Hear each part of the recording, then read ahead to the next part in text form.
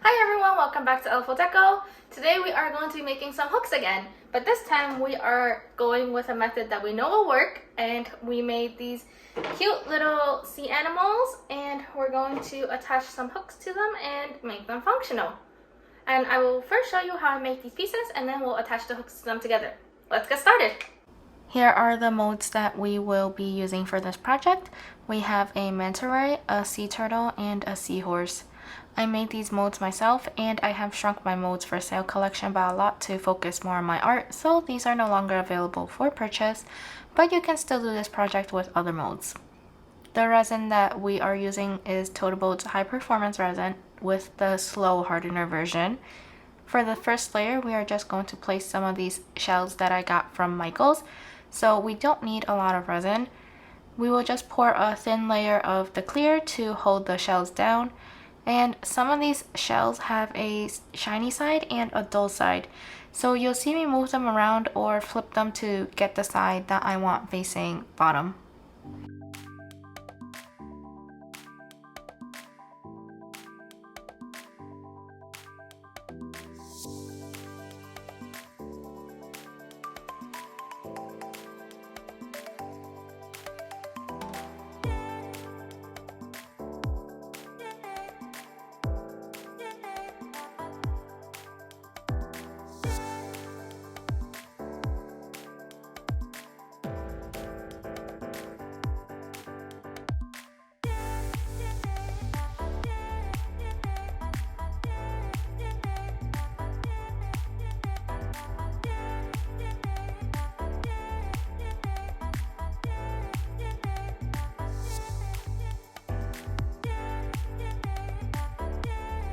We let that first layer cure, and for the second layer we are using Totaboat's tabletop resin.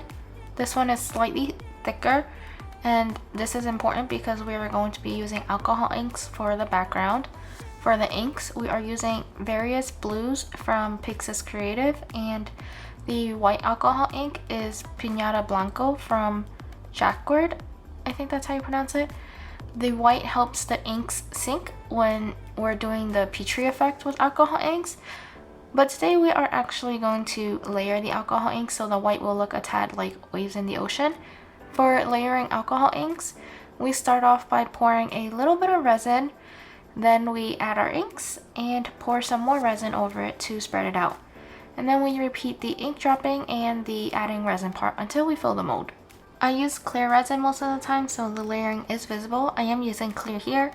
Sometimes I will add a little bit of glitter to add some sparkle.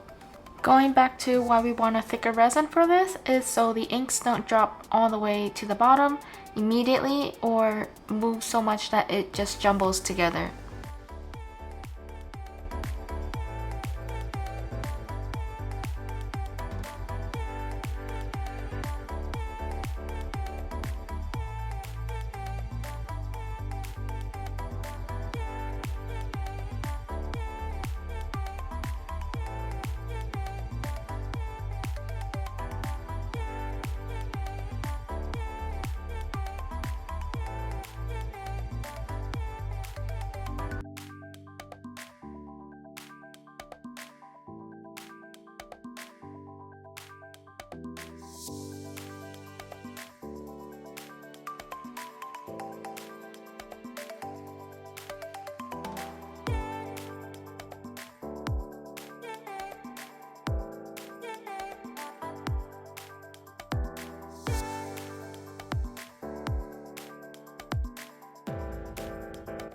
This next part is just us watching how the inks move in resin over time.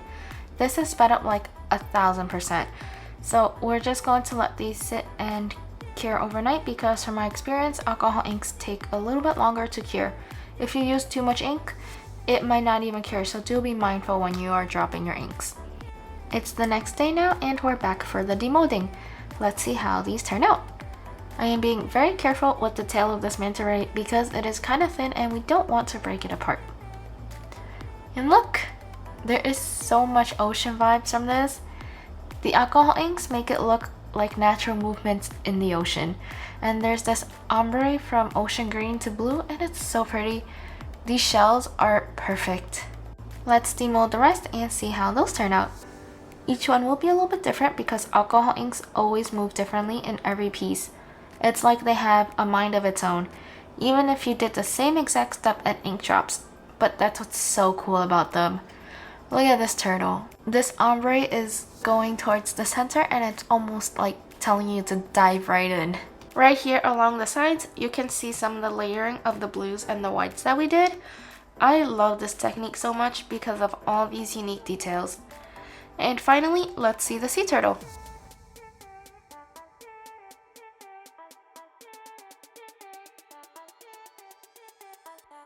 The inks look so cool in the seahorse. You can see the wispy white over the blues, and it looks like the waves that I was talking about earlier.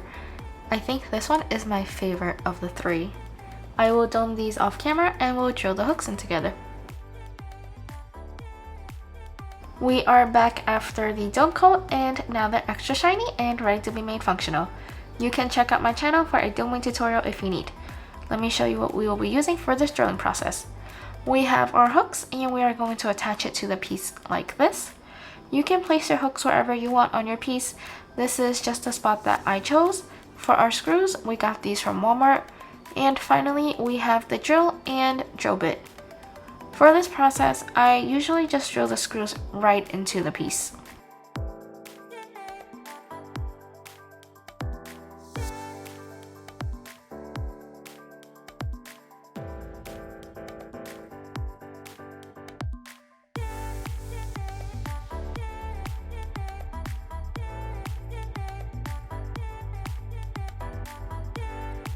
Sorry, I'm covering up the camera a bit here and I will adjust it after, but I just want to note that you see the dust from the drilling.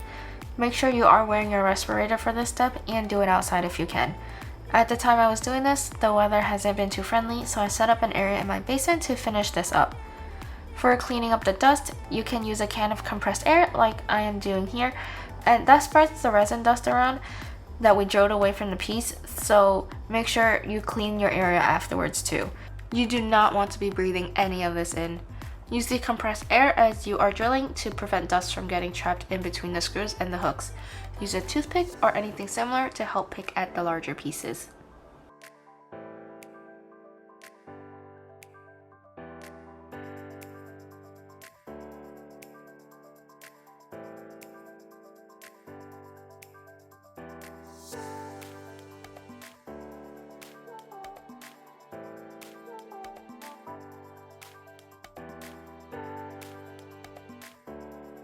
Here, I just want to note that I did leave a little space without shells in the seahorse for where I planned on placing the hook. I know from past experience that the shells are difficult to screw in, so I made note of that when I was placing my shells. So when you're doing this project, think about where you want your hooks and placing your inclusions accordingly may help the drilling process go a lot smoother. I just adjusted the camera, so hopefully this helps. There is something that I want to mention, that when I posted this on my Instagram some time ago, I've gotten asked if I drill the holes beforehand. Maybe this is a question that you have too. You can if you want to, but I don't think it's necessary and it feels like doing the same thing twice, like drilling the hole. One benefit to that is you can add super glue to the screw when you screw it in for extra security. I personally think it's okay just the screws itself though. I used the mountain key holder that I made for myself in one of my earlier videos and it's holding up fine many months later. I'll link the key holder video in the top right corner of this, so check it out after. If you have any questions about this process, whether it's making the piece or drilling or anything else, just leave it in the comments and I will get back to you. For now, let's finish this up.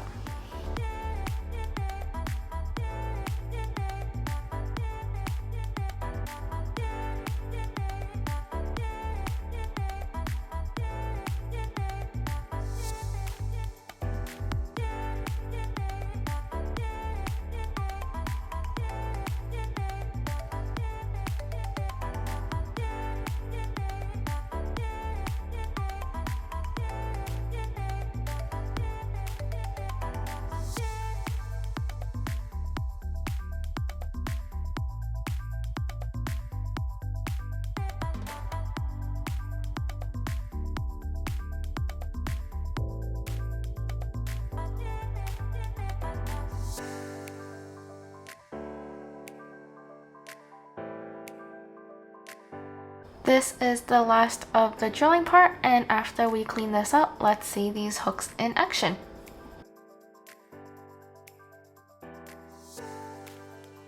Here is what the final piece looks like for the sea turtle. I think this would be so cute on the wall for towels. To hang this up on the wall, you can attach a sawtooth hanger on the back with E6000 glue. You can also use command strips or drill a hole on the top for a screw eye and chain. These are just examples. If you have other methods, go with what you're comfortable with. Let's put a keychain on this to show the hook in action. These functional pieces are so awesome. Just a reminder that if you do this project and are showing off your pieces, do not use your keys as examples. For your safety, do not post photos of your keys online. Just use the keychain. Let's see the rest of these hooks first. And I might actually put these 3 on a board to make one piece with several hooks. Let me know what you think.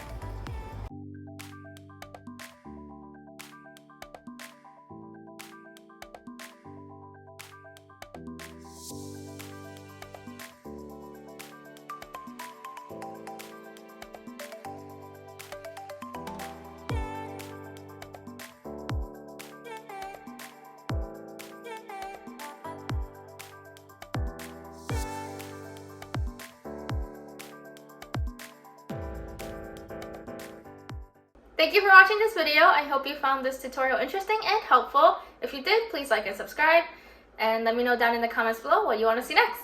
I'll see you next time.